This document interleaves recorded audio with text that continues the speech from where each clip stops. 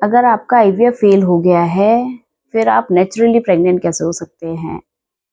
मैं डॉक्टर प्रीति Garg 12 years infertility experience आपको बताऊंगी कि फेल्ड आईवीएफ में आप नेचुरली प्रेग्नेंट कैसे हो सकते हैं। देखिए क्या-क्या कौन कौन सी कंडीशन है जहां पर आपको आईवीएफ लेना पड़ता है, आप आईवीएफ के लिए जाते हैं। देखिए सबसे पहले एक ही होता है कि अनएक्सप्लेन्ड इनफर्टिलिटी है, आपको पता ही नहीं है कि क्या कारण है कि आपको बच्चे नहीं हो रहे हैं। सब कुछ आप रिपोर्ट्स कराते हैं, आपकी ठीक हो जाती है। दूसरा ये है कि आपकी ट्यूब ब्लॉक है, तब भी आपकी को डॉक्टर सजेस्ट करते हैं कि आपको आईवीएफ कराना है। तीसरा ये है कि आपका एएमएच बहुत लो है, तब भी डॉक्टर्स आपको बोलते हैं कि आपको आईवीएफ कराना पड़ेगा या डोनर एग आईवीएफ कराना पड़ेगा या आपका अपने एग का आईवीएफ करवाना पड़ेगा।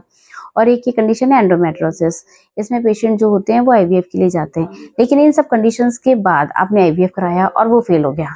मेरे पास काफ़ी पेशेंट आते हैं कि 5 आईवीएफ फेल हो गए हैं, 3 आईवीएफ फेल हो गए हैं, अब क्या करें? देखिए क्या है, आईवीएफ फेल होने के बाद भी आप आयुर्वेद से और पंचकर्मा से नेचुरली प्रेग्नेंट हो सकते हैं। काफ़ी पेशेंट आते हैं जो आईवीएफ फेल के बाद होप तो खत्म हो जाती है कि अब क्या करें, तो लास्ट ऑप्शन था और अब तो कुछ बचा ही नहीं है, आईवीएफ फेल हो गए।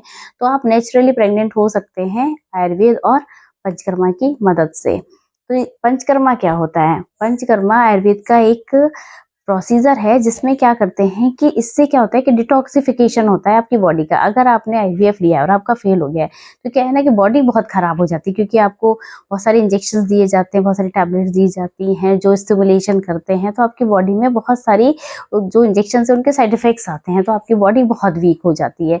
तो पंचकर्मा से क्या होता है कि आपकी जो बॉडी है वो प्यूरिफाई होती है जो और डिटॉक्सिफाई होती है, कि आपके अंदर जितने टॉक्सिन्स हैं उनको निकाला जाता है। आपकी बॉडी में आपके स्पर्म और आपके जो ओवम है उनकी क्वालिटी को इन्हेंस किया जाता है, आपकी यूट्रस को इन्हेंस किया जाता है पंचकर्मा की मदद से। पंचकर्मा में 5 प्रोसीजर्स होते हैं: नस्य, वमन, विरेचन, अनुवासन वस्ती और आस्थापन वस्ती। ये जो है इन सबको मिलाकर क्या कहते हैं? पंचकर्मा कहते हैं।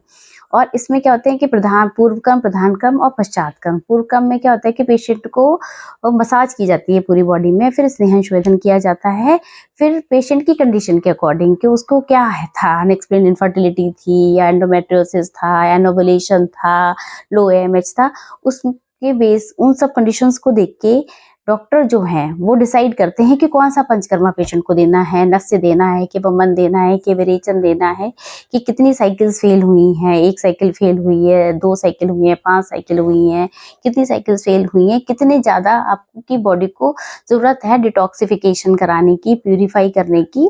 तो वो डॉक्टर जो हैं वो डिसाइड करेंगे कि कौन सा पंचकर्मा आपको की बॉडी के लिए आपके लिए सही रहेगा।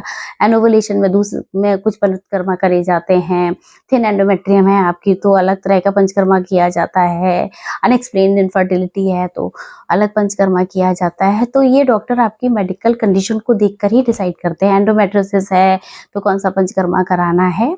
तो पंचकर्मा की मदद से आप फेल्ड आईवीएफ में, अगर आपने आईवीएफ नहीं भी कराया है और आपकी ट्यूब ब्लॉक है, आपकी लो एएमएच है, आपको एंडोमेट्रियोसिस है, तो अगर आप आईवीएफ भी नहीं करा रहे हैं, नहीं कराया हुआ है और आप कंसीव करना चाहते हैं, तो लो बजट में, बहुत ज़्यादा एक्सपेंसिव नहीं होता है पंचकर्मा, आप नेचुरली प्रेग्नेंट हो सकते हैं।